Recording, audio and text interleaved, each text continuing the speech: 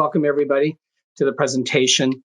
I would love to be saying I'd like to be seeing you in person, but we'll do this virtually. It's a weird world that we're living in now, and here we are doing these presentations virtually. Let's talk about something first before we get started. For many of you that know me, you'll notice my hair is a little bit longer, and I'll just get that out of the way right now.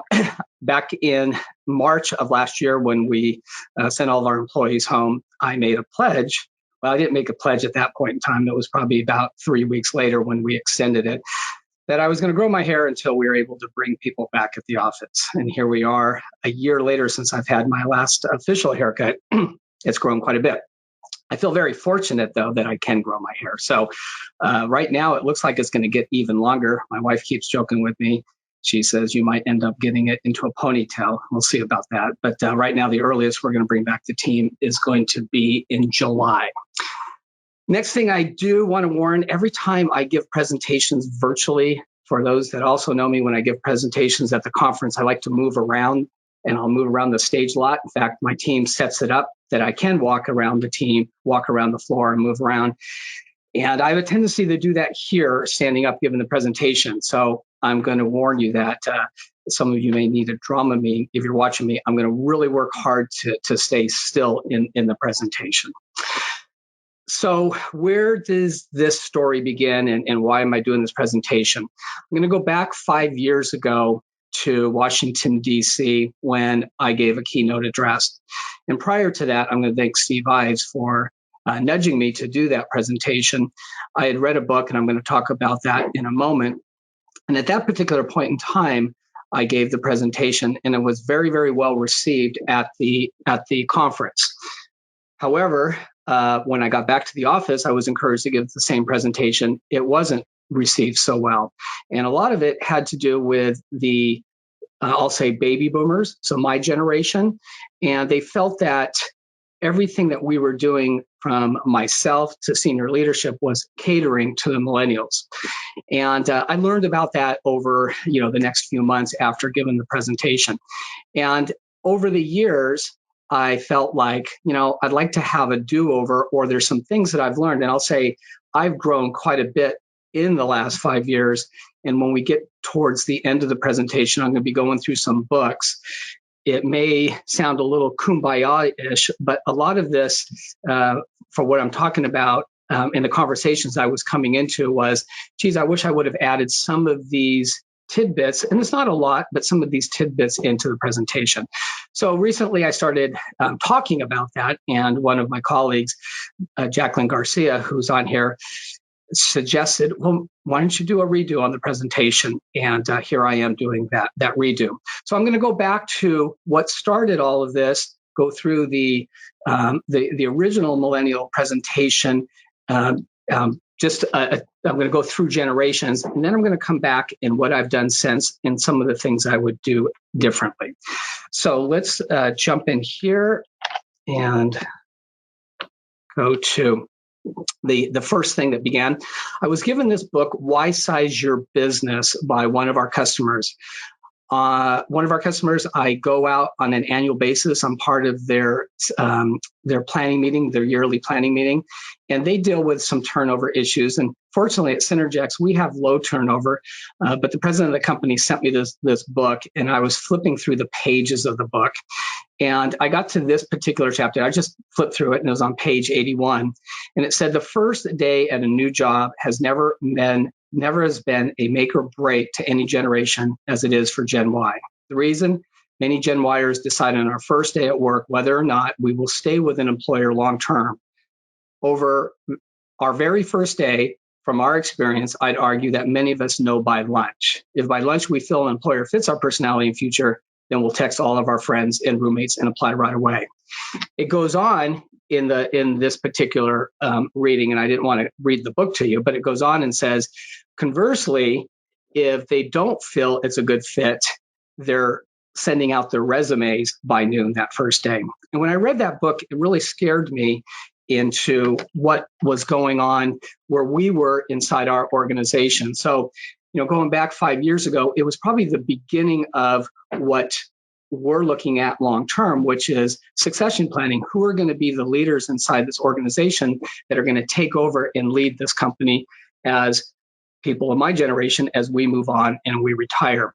And as most of you know, most of the people that I believe that are in this audience today are have technical companies. There may be some people outside of technical organization. It takes a long, long time to get people up to speed with our industries because it is so technical. So at that point, that's kind of where the journey began, and that's where we started focusing on this. And for me personally, what this reminded me of is I attended a psychology of selling class back in 1983 when I first started with then DISC. And in that psychology class, they were talking about when you're dealing with people and how to relate to people, find out, where they're coming from. Are they coming from a small town? Are they coming from a big town? Where are they in their age? And I don't like to use the word age, but if they're like my father's age, then they grew up during the Depression and they're going to value money differently versus someone in my age is going to value money differently. So really try to get to know people, understand where they are, and then you can relate to them. And it wasn't in a manipulative way. It was just in a genuine way, understanding where they are. If someone went to high school where their own class of their freshman class was 500 students like mine was, versus someone else that went to a high school that had, maybe 50 people was in the entire high school and people were sharing classes, they're going to have different values, different thinking, and different ways of viewing things. And that's natural, and that's what happens. We all are based on different experiences. And what really occurred to me at that time was everything that I was focused on was ahead of me, people who were my age and older. Anybody that was my age and younger, I was basically at that time, I was mentoring them. I was helping them. I was showing them what to do, how to do things the right way. And of course, the right way at that time, in my opinion, was my way. And that was how I looked at it. And it was genuine. I genuinely looked at people being younger. This is how you do things. This is the way to get it done. And I carried that feelings until I read this book. And all of a sudden I realized, everything that I've been doing when I was 23 up to this particular point, I haven't really been respecting or focusing on, well, how does generations behind me come, or how are people younger than me come? And a lot of that comes from, and I'll talk about this in a moment, from just being a parent. Because as a parent, you're guiding your children into what your beliefs are and what you're thinking, and you're really not paying attention to their views. And sometimes I wish, I say this often, I wish I had a do-over because of some of these things that I learned, but it's never too late. And I will always be learning. So let's dive in. We're going to talk about generations, and then I'm going to come back later in the presentation to some of these things I'm talking about of what I would do differently.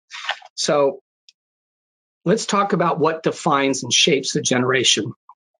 So if you look at different generations, there's really 4 critical factors.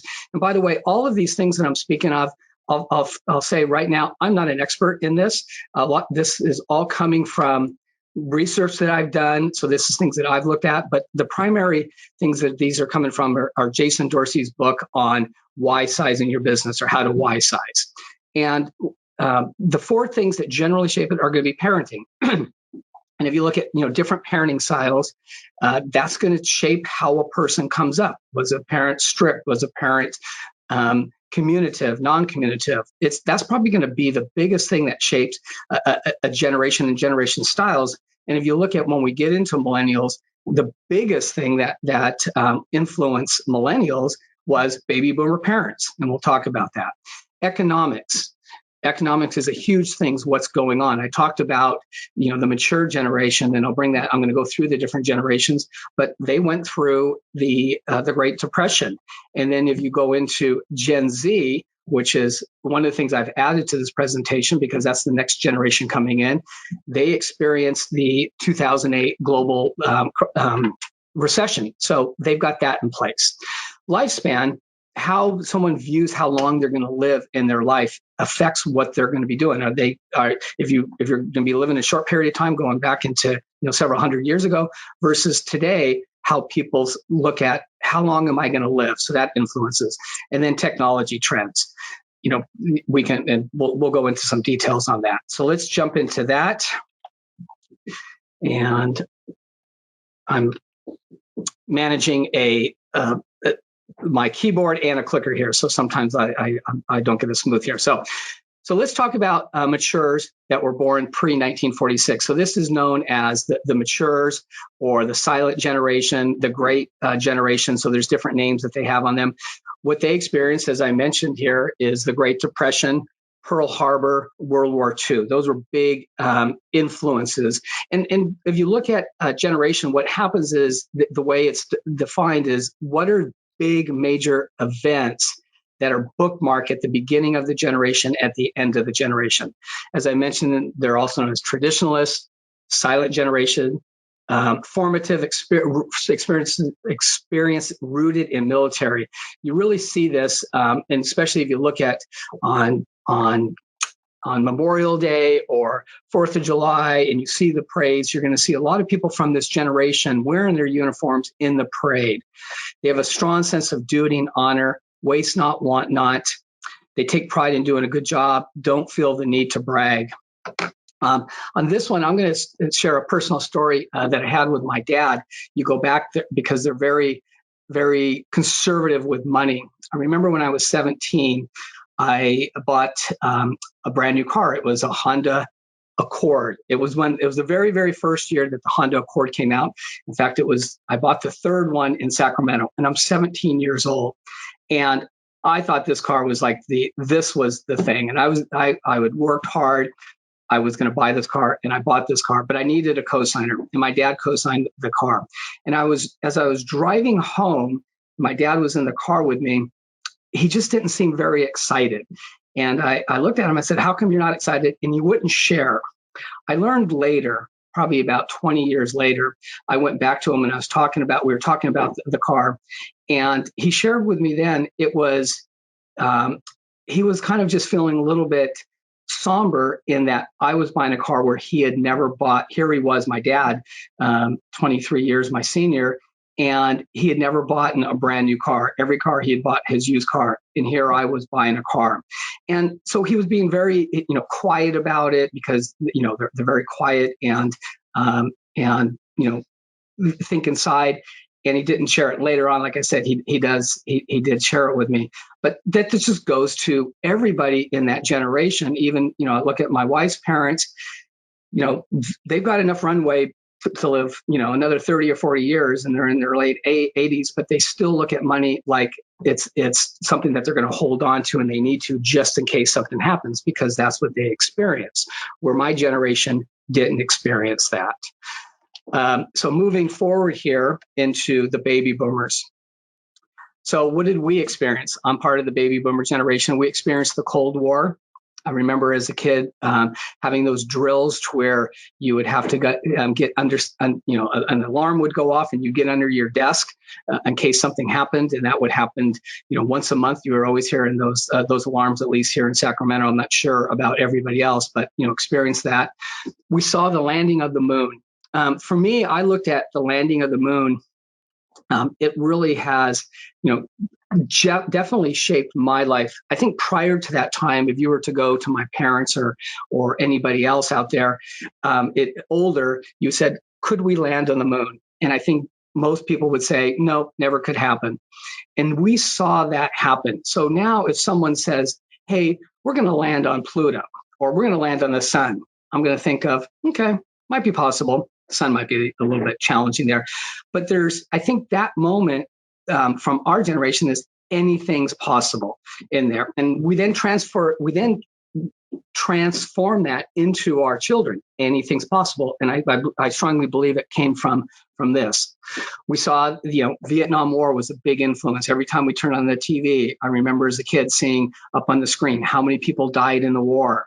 And it was kind of like this scorecard, unfortunately. And it was a big influence in there where, for me, if we never gotten another war the rest of our lives, I would be happy camper, because I remember every year just seeing that up on TV. And then we saw lots of different assassinations in Martin Luther King here. So that was kind of the big things that influenced us. So what defines us? This one is, I can relate to so many of these things. We want to arrive early. We want to be the first one here. And we kind of define ourselves as workaholics. And this is the key part is, again, this goes back to, my thinking and my thinking. I think it's all of our generations, because I still deal with this with people inside our organization, is we expect other people to do exactly like what we're doing, because that's what helped us to be successful. We're known as workaholics. We like to say, hey, we work 12 hours a day and a weekend in there. For our success, we're going to outwork the competition. That can be, for me personally, growing up, I know for me, that's I define myself as that. And it's actually, I always thought it was a badge of honor, but it's actually a malbehaving behavior where I work so hard and I try to beat other people that they actually end up feeling bad about themselves. So I'm now very conscious of that. I still want to work hard. Don't get me wrong. We want to play to win. A desire to climb the corporate ladder, longevity. For me, as Liz mentioned in the opening, I've been with the company 35 years. I started here as a salesperson, then sales manager, then director of sales. I worked my way up the corporate ladder one by one by one. And I did that because that's what I learned from my parents. And that's the way that I was going to focus on it. Again, remember when we said the biggest influence is our parents. And if you go to the next slide, I'm going to go back to that when I get to the millennials, because I'm jumping ahead here. So now we're going to go to Gen X, born in 1965, 96 in there. Biggest thing for them is they're seeing what's happening with Watergate and Nixon resigning. Latchkey kids in there. Their parents were both working at that particular point in time, so they would come home and be there by themselves. And of course, they had the computer. They grew up, computers were becoming very prevalent and just at the beginning, and so they had the computer, and that was really the first generation that was really engaged in the computers. Millennials certainly had a big impact on that going down there. For them, they're also known as the sandwich generation. They're kind of in between baby boomers and with millennials. They're kind of saying, hey, come on, baby boomers, get out of the way so we can get into the positions that you have. And us baby boomers are saying, you know what, we're going to skip you and we're going to go to millennials. And these are things that are actually happening in corporations. So, all of this is about business, and these are things that are actually happening. They're very skeptical. They witness the downsizing, outsourcing. So if you look at the people that are in Gen X for the first time, their parents, people who work for IBM and the government, based on things that happened in the 80s, where all of a sudden companies were just doing these massive layoffs, they became very, very skeptical. And at that point in time, they said, I'm not going to work for any one company for the rest of my life. They are, by the way, they are very, very loyal, but not to a company, but to a manager or somebody who they work with. So they double check everything. They don't take anything at face value. So they kind of said, I need to guard myself. I need to be very conscious. They didn't spend as much money because they wanted to have that flexibility in there. And next, we're going to get to Gen Y or millennials. As I said, the biggest influence, that's what I was talking about before, the biggest influence are baby boomer parents in there. So if you look at that family over there, that's me when I was younger, when I had shorter hair. So you're looking at a couple of baby boomer parents there between Janet and I and our 4 kids. And if you look back there, that is the biggest influence. And again, here's how you do things. And the things that were of our value. And again, at my opening where I talked about do things the way, this is the right way to do things. And I look back and, like I said, I'd love to have a redo, but fortunately they've all turned out really, really well. And I'm feeling very grateful how things turned out, but we were the biggest influence in there. They also grew up with the internet. That was literally they had the internet at their hands as they were growing up, and then they witnessed 9/11. So that was a big, big part of their lives. If you go in there, and again, the whole reason the beginning of this presentation started focusing on is they are the fastest growing demographic in the workplace. And if you go back to where our company was 5 years ago, we were probably split equally between baby boomers. If you looked at it, it was baby boomers, and then you had millennials, and then we had a few of the mature generations, and then a few of Gen X. Today, the biggest demographic inside our company is millennials, and it's there for a couple of reasons. One is there's several of us that in our generation are starting to retire. We've had several people retire over the last 5 years. Probably at least 10 people have retired in our company, and because they're coming to age of where they would typically retire. So it makes sense that Gen Y is coming into the picture and millennials. And that's going back to one of the things in the presentation in talking with the company, I probably didn't do a good job of explaining, look at in 5 to 10 years, we're not going to be here. And it's not because we don't want people to be here. It's because that's what they want. Individual people are looking to move on and go into retirement. So we need to bring in people that are going to be here to sustain the values and the all the great stuff that we're doing in the company. So that was really, the focus of it, because I was looking at what are we doing from a succession planning perspective.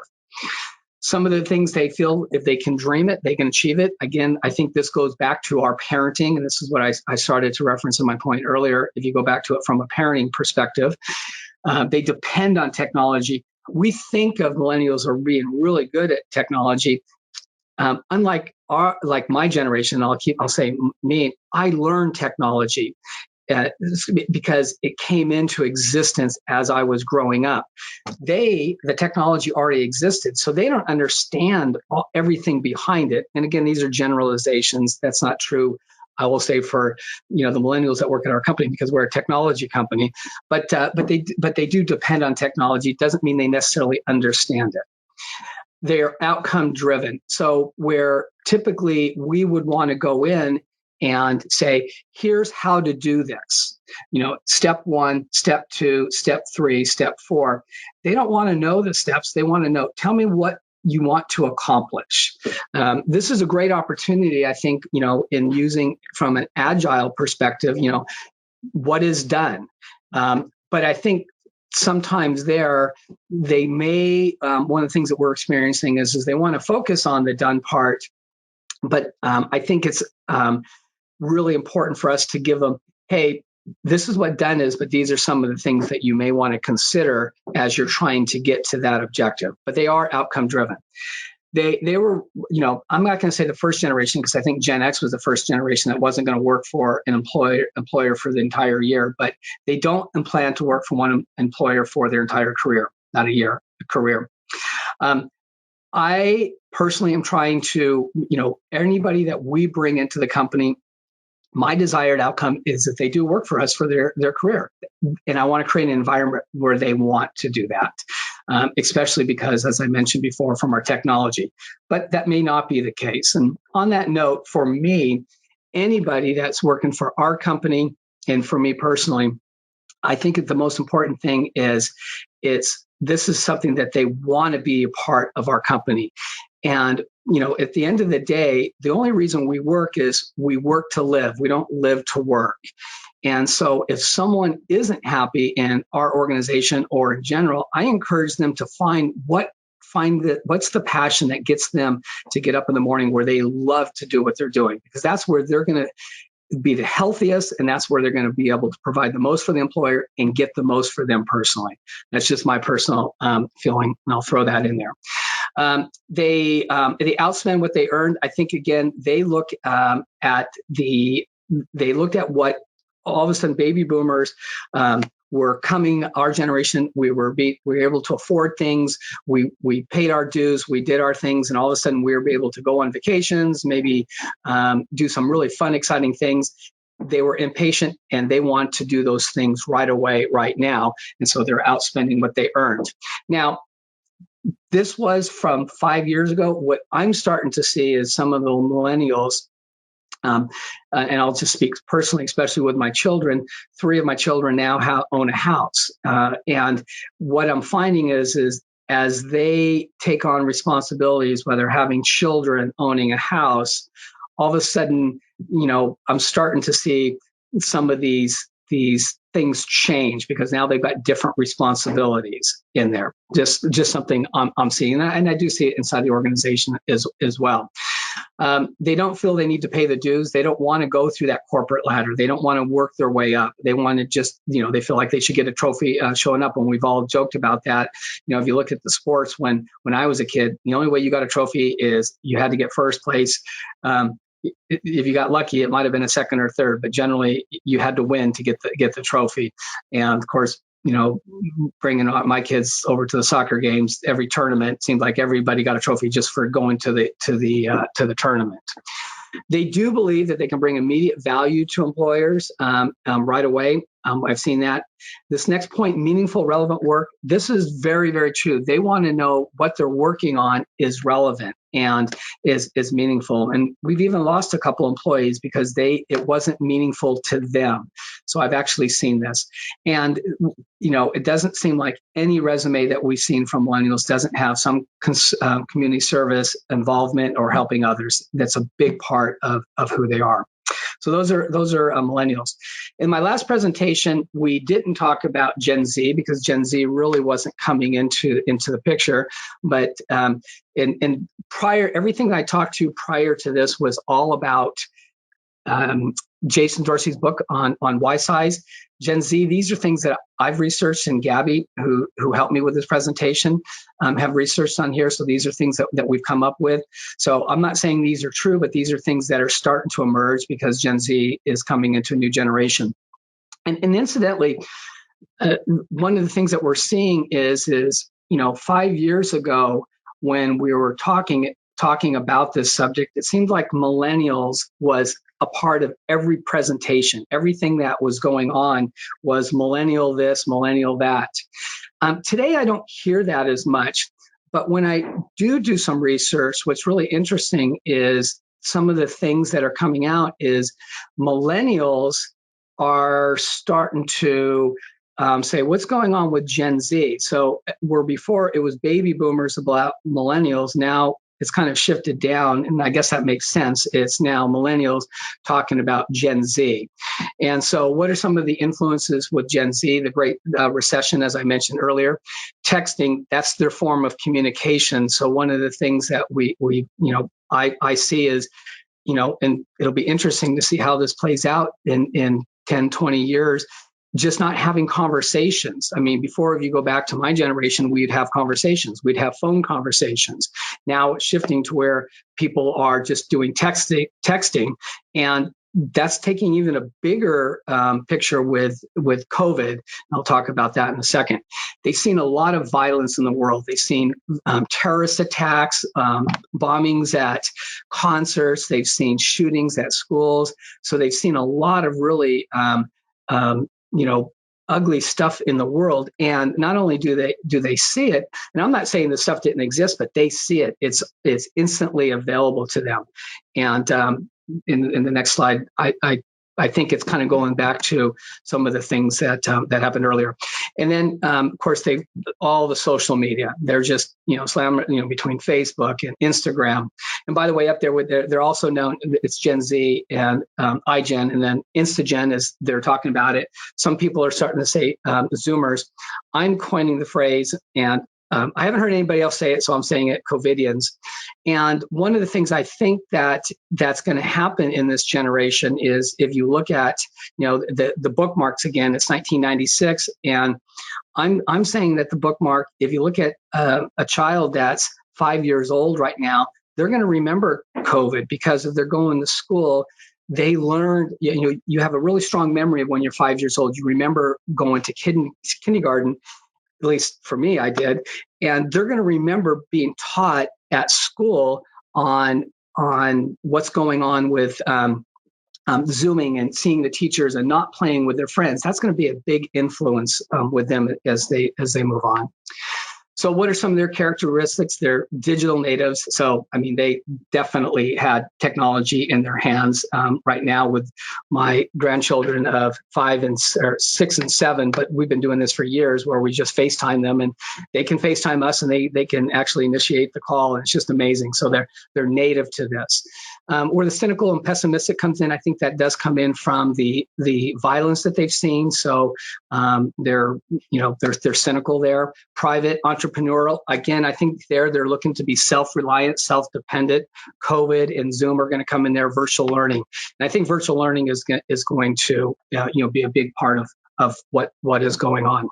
So moving forward to what we did. So that became part of the conversation. So what did we do as a company? Well, the first thing that we did is it became part of the conversation. And it was, as I mentioned before, from a senior leadership perspective, from my perspective, everything, it was all about the conversation. How can we leverage millennials? What can we do to understand them? How can we address them? And it was a big focus. It was a focus with customers. It was a focus with employees, senior leadership. And so that was the first thing we did.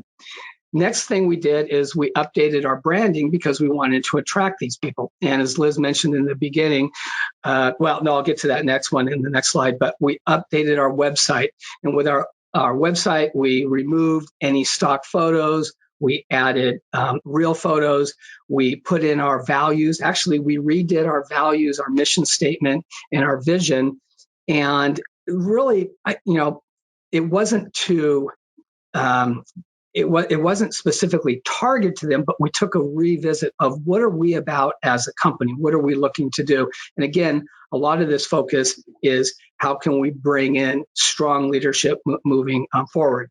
We updated our application process. Prior to this, you would have to fill out an application by hand, or you would send your resume. And I mean this by hand. Actually, we had a web form in there. So we did have a web form that they could fill out, or a PDF form that they could fill out, but it was very, very archaic. And so we update it so you can put a real application in a real-time application in there where you're just filling out a form, and we made it very easy for people to apply. And we're continuing to do this, and we probably need to take another look at it. It's been 5 years, and the point here is really the people who we want to attract isn't necessarily millennials. It's anybody that's going to fit into our culture and what we're trying to accomplish. This is the part, as Liz mentioned, we updated our guidelines and standardized our assessments. So prior to that, we had certain people in the organization that would hire in one fashion, others entirely different. So we wanted to be consistent across the board. And so we do have guidelines now on hiring, and we're providing these. So it's a tool that you'll be able to have. And, I think it's in Word form. If not, we'll get it to you in Word form, and you can modify it to fit with inside your business. But we would encourage all companies to have, consistent guidelines across the companies. And you think that, oh yeah, every company does that, but that's not true. We weren't doing that. And I talked to many of my friends and colleagues. I used to belong to Vistage. Which is a CEO forum, and I realized. When I say you, so I left it. I was there for 7 years, and I left it at the end of December. And in there, it's just amazing how the companies that are a lot bigger than our company just don't have standard guidelines and simply hiring people. We standardize our assessments depending on the position of what people are going to be doing. So we went through that process. The next thing we did is we experimented with onboarding, and then we developed onboarding guidelines. And if you recall, if those that saw the last presentation, I referred to Jacqueline, who's listening in here and is now has been with us 5 years in this process. So with Jacqueline, this is the part where the experimented came in. Going back to the very beginning of the book where Jason's talking about that first day. So typically what would happen, and I'm going to converse Jacqueline's with Gabby. Gabby came in. She was told to be here at 9:30. At least she thought she thought she was supposed to be here at 9, and then she came or 9, and so she came here at 9. She gets to the front door, and our HR manager at the time came up, and the very first words were, Gabby says, "Hi, I'm here," and the HR manager said, "I thought you were supposed to be here at 9:30." Those are the very first words. And so here Gabby's like going, huh? And now she's feeling bad. Did I do something wrong? Did I not show up on time? And so that is very, in talking about this, I didn't learn this until later. That was her very first memory. Converse that with Jacqueline. Jacqueline shows up. And again, these are all things from reading the book. So Jacqueline comes in, and again, I go back to the focus is on millennials. This should be for any person coming into your organization, whether they're a mature, whether they're a baby boomer, whether they're anybody. That first day should be a very special day. If you go back to, so Jacqueline comes in, and she's got a welcome committee in there. "Hey, Jacqueline, glad to have you on board." She gets back to her desk. We already had her business cards printed, and Jason talks about this in his book. It doesn't cost much to get a business card. We had a welcome card from all senior leadership. "Welcome to the company. We're looking forward to you to grow with us." We had a coffee or a plant there. We had a Starbucks card during her interviewing process. One of her questions she asked us, "Are you a Starbucks type of company or a hang out in the break type of company?" And we had a little fun with that. We said, "Hey, during your interview, you asked this question. We're not sure." So we put those K-cups in there, and we put a Starbucks card, and we said, "We're not sure which one's important to you, but we've got you covered on both sides." And it was really fun from my perspective, because again, when I looked at it from the experimenting perspective, just seeing her just take pictures of all these things, and she was texting it to her family and friends. And you converse that with when I was hired. When I hired to the company, typically, well, in fact, it was this way. "Hey, here's your desk. Here's what you work. This is a couple books to read, and get on with it." And there, your parents might not even know you had a new job until you came to Thanksgiving or Christmas or something like that. "Hey, by the way, Dad, I started a new job." "Oh yeah, what was it about?" "Oh, I'm working for the software company." "Oh, what software?" And that was the end of the conversation. Versus today, what would happen is someone would come on board, and their parents are checking in with them. Do they show up on time? Their boyfriends or girlfriends or wives or husbands, what's it like? And they're responding either "this place is great" or "this place isn't. I need to get out of here." And that's why it's so important on that first day to really get it right and get them excited about the job. So since then, we developed guidelines, and again, across the board. But I really do want to emphasize it's not just about millennials. This is everybody. And I'm going to get into that as we move forward into where I went wrong. So where did I go off course in this? I think where I went off course is, again, the focus of the conversation, and everything was millennials. It was all about millennials. And really, in retrospect, where I was focusing prior to reading the book, my focus was the people ahead of me. And then all of a sudden now I'm focusing on millennials. And it wasn't that that was the conversation. I still was focused on people older than me, younger than me. I was learning things from my children, because now my children is older, and I started having all these different conversations. And what I really realized is it really doesn't matter what generation you're at, what people are looking, where you're at. It just really matters about humanity and what is in a person's heart. What are they trying to accomplish in their life? And really, what happened here was, I'm going to go over to here. So at this point, I had started rereading books. So some of you may think that this is a book club here as I go through some of these books, and I'm not going to go through all of these. I'm going to highlight on 3 of these books. But the first book, and I think this started the journey, is Paid to Think. So I attended a presentation. This was the speaker. And one of the things that he was talking about is, as leaders, what we really should be doing is sharing everything that we're thinking, why we're thinking this, our thinking process. And this book is almost 800 pages, and it's a pretty tough read.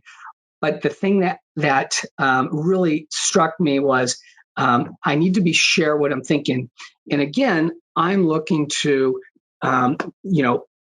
build that next generation of leadership inside the company. If you go to Good to Great, one of the things they talk about is as a leader leaves the company, they want the company to be stronger and better than when they were there. And that really resonated with me. So if you go back to all these books, I was reading these books, listening to these books, and going back to Paid to Think, I was sharing these thoughts on a regular basis. And one of the themes that kept coming up in all of these books was really trust and genuine interest, vulnerability, things to really get to know people and what they're about. And so, start with why. Why do we exist as a company? So I started having conversation with all of our managers on here's why we exist. Turn the ship around. I love one of these, the things, the biggest value I got of that book is as you're working with your people, there's so much. I encourage everybody to read all of these books, and we'll get there. And these are just a sampling of it. But again, all of these things go back to Paid to Think, where share what I was thinking. And turn the ship around. One of the things I love there is as a manager to one of your employees is, what do you want me to do more of? What do you want me to do less of? What do you want me to stop doing? What do you want me to start doing? In there. The 4 agreements, that's a short read. In there is be impeccable with your word. Don't take things personally. Don't make assumptions, and always do your best. Curious is a really, really, really interesting book. And I gave this at one of our customer conferences. It was a summit meeting. And for any of you that have children or grandchildren, I can't recommend that book enough. It's a really, really strange book in the sense of it covers so many different things. But really, curiosity is one of the things I'm really, really I want to have every employee that works for us to be really, curious. Mastering Leadership. That one's really, again, how you take to be a reactive leader to be a proactive leader. And with that, I'm going to dive into the 3 books I want to talk about, which is the first one, which is 7 Habits of Highly Effective People. So this one's kind of interesting. And I want to focus on these 3 books because they really all end up having kind of one thing in common. And it goes back to really the purpose of this is not generation, but just us working with different humans. Doesn't matter if it's our children, doesn't matter if it's our coworkers, someone that we work for, our boss or underneath us. These are just general things. So I'm not going to go through all of these, but I cannot recommend this book enough. I read this book back when it first came out. This is the 30-year anniversary. And I read it, I want to say a year and a half ago. And the things I want to talk about here, and again, this again works with just interacting with humans, is think win-win. How can I work with somebody individually and have a win-win situation? And this was a big part of when I was in my late 20s, and again, focusing on that generation ahead of me. Now, how can I think of that generation behind me? But now it's also still with that generation and with everybody around. This one comes up numerous times. Seek first to understand and then to be understood. We spend so much time trying to get our viewpoints, and I was so guilty of this, and I still struggle with this, is really to spend enough time and energy to understand what someone else is trying to do. And again, it doesn't matter about the generations, then for you to be understood. This one I'm just going to have a little fun with. When I was rereading this book, there's a couple things that came across. And one of the things I completely forgot about was the 6th habit, which is Synergex. And I was so energized by this book. It actually had a big impact. It was the big influence of why we changed our products from DBL to Synergy at that time, and then ultimately Synergex as a company. And really, it's the power of multiple people working together is stronger than just everybody is individual. So I just had a big chuckle when I was rereading the books. I completely forgot about it, but that's how influential it was at that time. The next book I want to talk about, and this is the book inside our company that we that you can't get you can't get enough of this inside our organization, which is Dare to Lead by Brene Brown. I cannot recommend it enough. And at the point here, at the top here, it says anyone who takes responsibility for finding the potential in people and processes has the courage to develop that potential.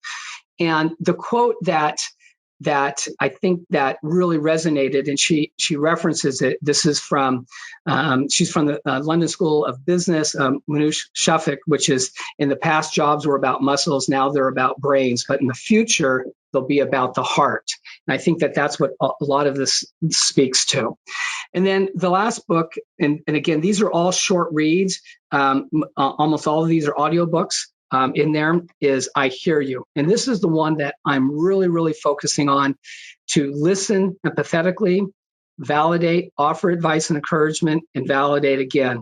And the thing here is, the first part here is, and again, Brene, she quotes this in her book, listen with the same passion with which we want to be heard. That's by Harriet Lerner. And if you think about that, again, a lot of times we're listening to get our point across instead of listening to listen to what someone's talking about. And if you're talking about listening, then what you want to do is then you want to validate what that other person is saying. You don't necessarily have to agree with what they're saying, but you do want to validate what they're saying. Offer and advice and encouragement, and here's the caveat: only if they want it.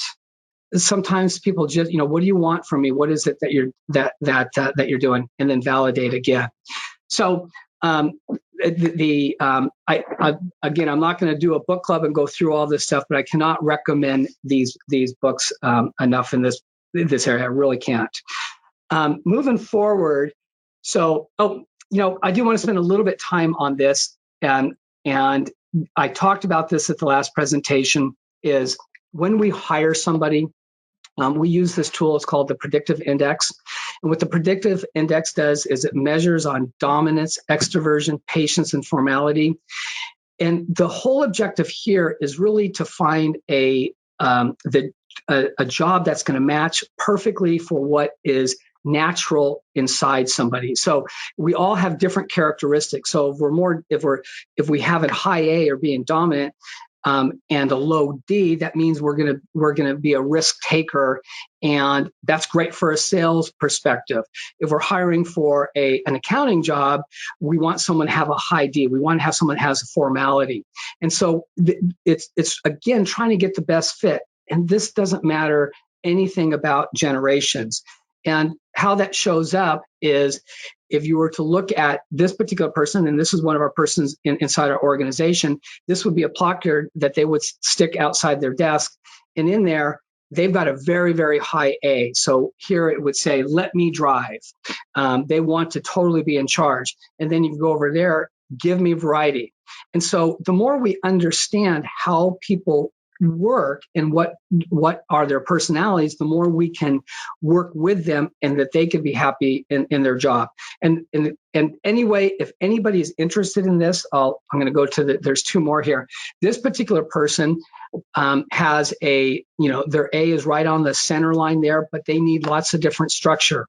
So without taking a 2-day class on this person is risk averse. So they need time to adjust. So if you're going to have a new idea with this person, you're going to go in there and you're going to come to it a little bit slower. You want to give them more information. And the more we can use these tools inside the organization, the better we're going to work with our employees. And it's just a tool. And by the way, there's lots of tools out there. There's another one called DISC. There's a few others. It's not Myers-Briggs, so I will say that. But there's several. And if you're interested in this, by the way, this is mine, if you want to know what mine looks like. So I've got this high A, high B. So let me drive, but not as strong as that one that we saw before. Let me talk it out. Give me variety. Again, it's not as bold as that previous person. And then I need to have some flexibility. So fantastic tool. And if anybody's interested in do this, we'll send you the link to this, and you can see what your PI shows up with. And you can take a look at this information, and I'll be happy to talk about this as well. So coming to an end here. If you look at where we are today, so we went through the focus, branding, hiring, onboarding. Today we're evolving, and if you look at this, part of the evolution is the things that I talked about here. I'm evolving and still continuing to learn, and I think that the thing that's, if I look back, is if you look at some of our, and I use this term self-limiting beliefs, because I think we all have our own self-limiting beliefs. I know I do. If you look here on this remote working, a year ago today, here we are sitting in late February, a year ago today, if one of my employees, doesn't matter what generation they're from, said, I really think that we should all be working remotely, and I think that we could be really effective at doing so, I would have said, there's no way in the world. I wouldn't have listened to that person. I wouldn't have engaged in the conversation. There's just no way that would happen. Yet here we are a year later, and right now we didn't have to. Last May, I gave people a day off because people were working so hard. They weren't setting good boundaries. I've sent emails out, hey, and we've had contests inside the organization. Hey, show me what's a good start of your day and what's a good end of your day, because people were just working too much. Right now, when I was putting this presentation together with Gabby, we would be working in PowerPoint. I'm working on one screen. She's working on another screen.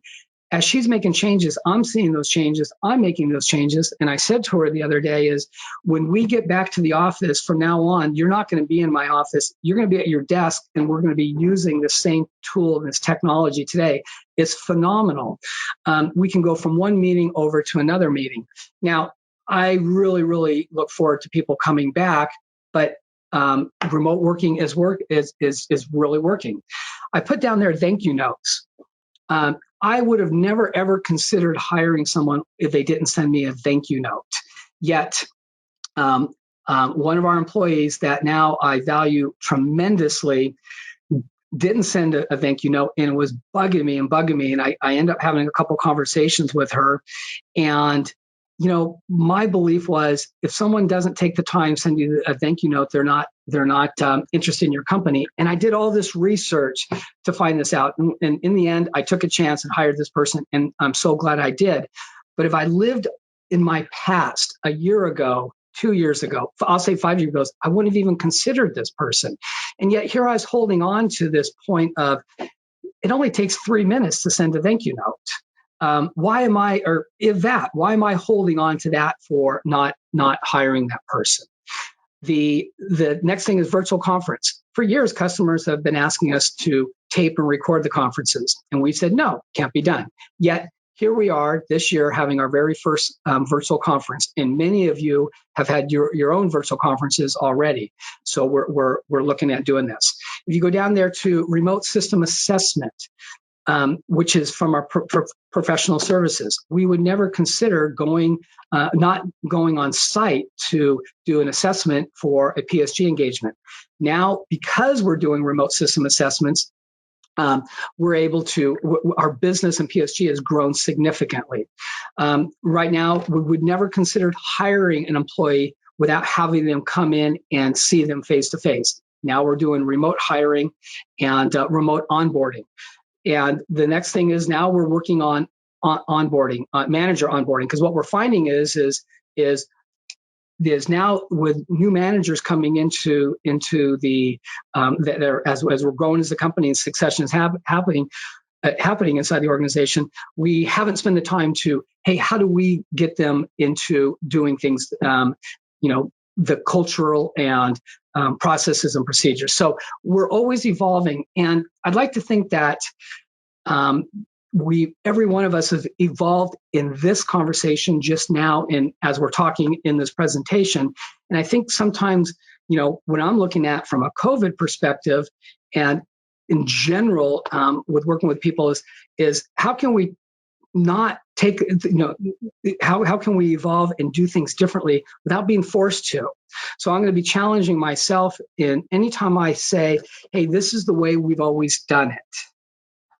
I'm going to take a step back and say, well, just because that's the way we've always done it doesn't mean it's the right way.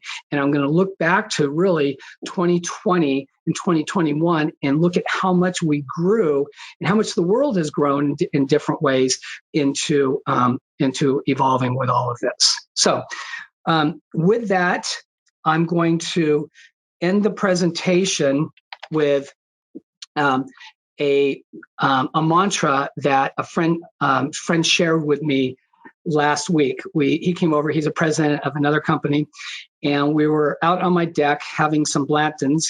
That's bourbon for those that don't know it. I was having, just a night we were out there just talking about things, and we were talking about philosophically things. And we got onto this thing of wisdom, and we were talking about some of these subjects. And he said, and you have to understand, he's a really good friend of mine from high school, and he's really quiet. And for those that know me, I'm an open book, and I talk all about these things. And anything that talk too much, sometimes people will say. But in there, he journals every day, which surprised me.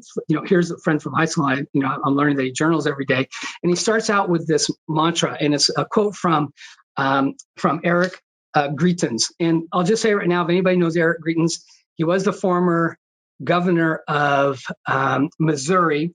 He left in some not so good terms, but I have since learned that things are all good. But I love what his quote says.